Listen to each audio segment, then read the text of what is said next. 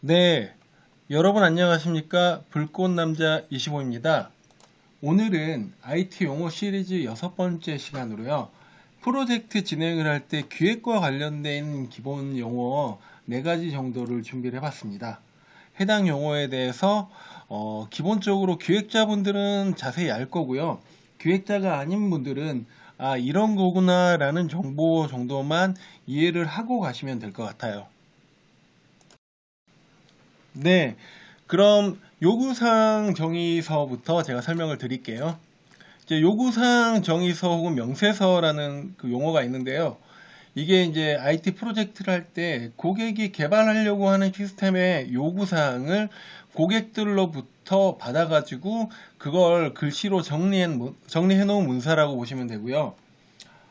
요구사항을 분석할 때는요, 이게 이제 저희가 요구사항을 뽑아내는 주체가 고객, 현업 담당자이기 때문에 IT를 잘 모르세요. 그러니까 IT 용어는 배제하고 일반인들이 쓰는 용어로 많이 이야기를 해야 되고요.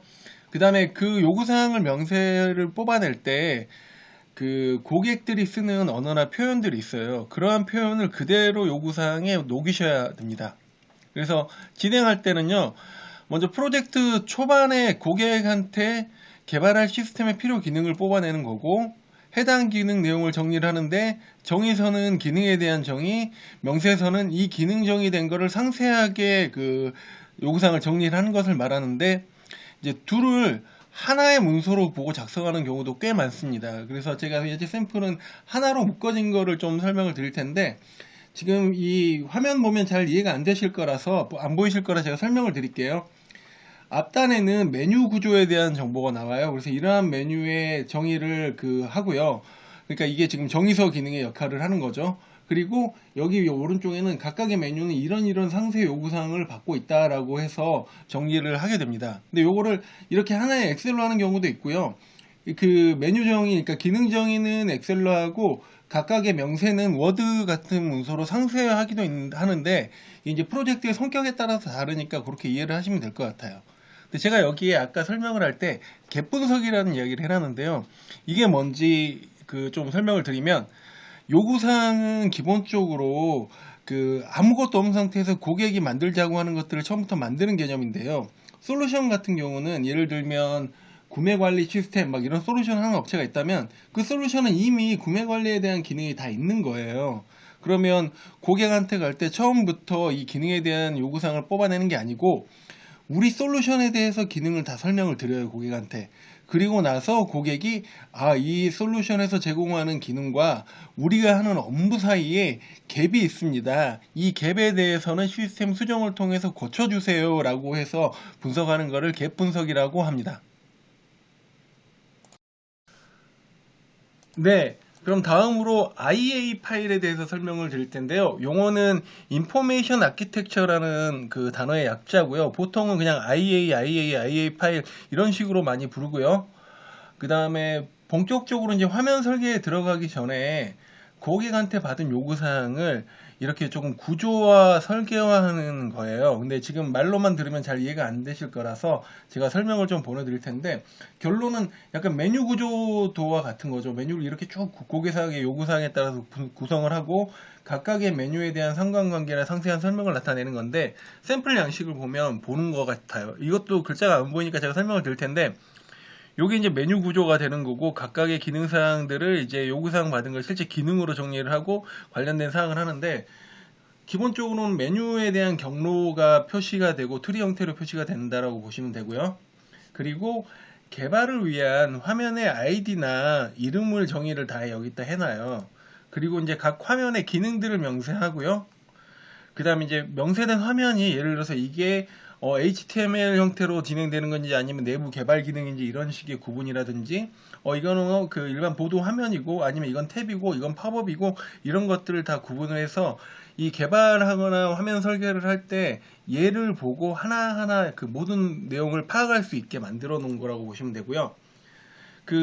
이 문서의 좀 확장판으로는 작업 진행 이슈나 일정이나 진행 사항들을 표기하면서 이 IA 파일을 통해서 진행까지 관리를 하는 경우가 종종 있습니다. 근데 이게 어떤 거냐면 제가 앞서서 WBS 설명드렸지만 PM 일반 프로젝트에서 PM 기반의 프로젝트를 할 때는 이러한 WBS로 이런 것들을 진행을 하는데요. 실제 현장에 가보면 이제 웹 프로젝트 같은 경우는 별도의 PM이 있는 게 아니라 기획자라든지 디자이너라든지 조금 경력이 많은 업무 담당자들이 프로젝트를 전체 관리하는 PM 역할을 하는 경우가 있거든요. 그런 경우에는 이제 WBS를 아예 생략을 해버리고 IA만 가지고 진행을 하는 경우도 적지 않게 있습니다. 네, 다음은 프로세스 흐름도에 대해서 설명을 드릴 텐데, 지금 앞단의 두 문서를 보면 글자만 빼곡히 써 있으니까 이게 참 어렵게 보이잖아요. 그래서 도식화된 프로세스 흐름도를 가지고 내가 지금 만들려고 하는 업무에 대한 프로그램의 프로세스가 맞는지를 체크를 하는 문서가 나와요. 그래서 그 문서는 이제 고객이 말로 설명한 거를 도식화해 가지고 1차적인 목표로는 고객이랑 오해가 없도록, 그 다음에 2차적인 목표는 개발자들이 이 문서를 보면서 이제 필요한 업무의 흐름을 이해할 수 있도록 하기 위한 목적으로 만들어지고요. 샘플 양식을 보면 이해 가시죠? 이렇게 이게 지금 뭘 하면 견적을 하고 뭐라고 이렇게 된다라는 내용들이고요. 그 다음에 이제 여기에 대해 설명을 드리면 주요 업무 기능 및 단계가 표시가 되고요. 그 다음에 업무하고 관련된 사람이 필요해요. 예를 들어서 얘가 이런 업무를 처리를 하고 나면 그 다음은 여기서 받아갖고 처리를 해야지 다음에 이렇게 온다. 막 이런 식의. 그리고 각 사용자별로 어떤 업무 시스템을 처리해야 될지에 대한 이런 내용들이 나오고요. 그 다음에 이제 업무를 위해서는 이게 하나의 단위 업무가 되고 분계가 되고, 이 단위 업무가 또 쪼개서 하나의 업무 흐름도로 나오기도 해요. 이런 것들이 반복됩니다. 그리고 도식화된 이 화면만으로는 설명이 좀 프로세스만 어려운 거는요, 상세 내역을 또 별도로 해가지고 진행을 하게 되고요.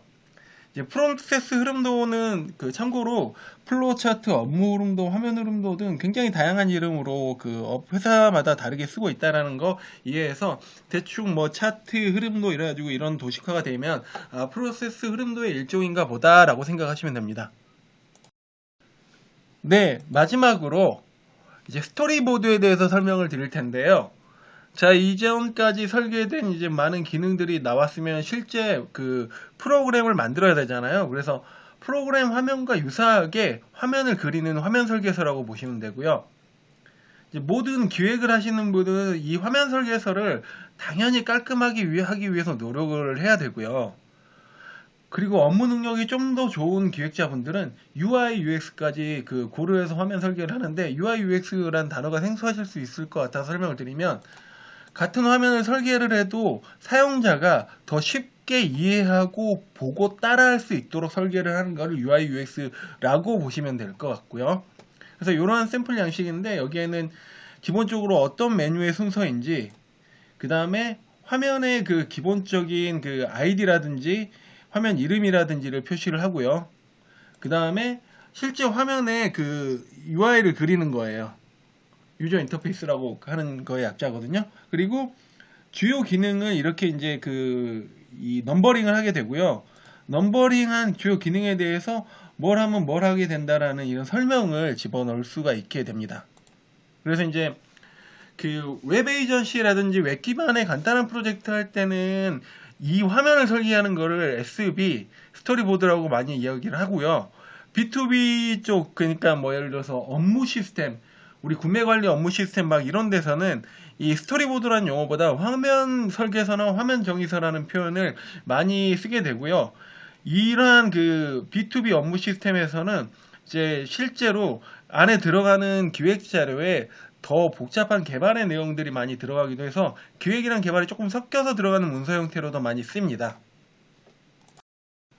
네, 오늘의 용어에 대해서 설명을 이렇게 마치도록 하고요. 제가 이렇게 설명드리는 내용들은 여러분들이 해당 관계자가 되면 당연히 지금 제가 설명드리는 것보다 깊은 정보를 얻으실 수가 있어요. 근데 이제 IT를 하면은 전반적인 내용을 알아야지만 그런 분들과 이야기를 할 때 소통을 할 수가 있거든요. 그래서 제가 드리는 이러한 정보는 본인이 기획을 하는 업무 담당자가 아니라 개발자라고 할지라도 이런 정도의 문서구나, 이런 정도의 말이구나는 이해하시면 좋을 것 같아요. 네, 불꽃남자 25였습니다. 오늘 컨텐츠 이렇게 마무리하도록 하고요. 내용이 좋으시면 구독과 많은 주변 사람들에게 추천 부탁드리겠습니다. 감사합니다.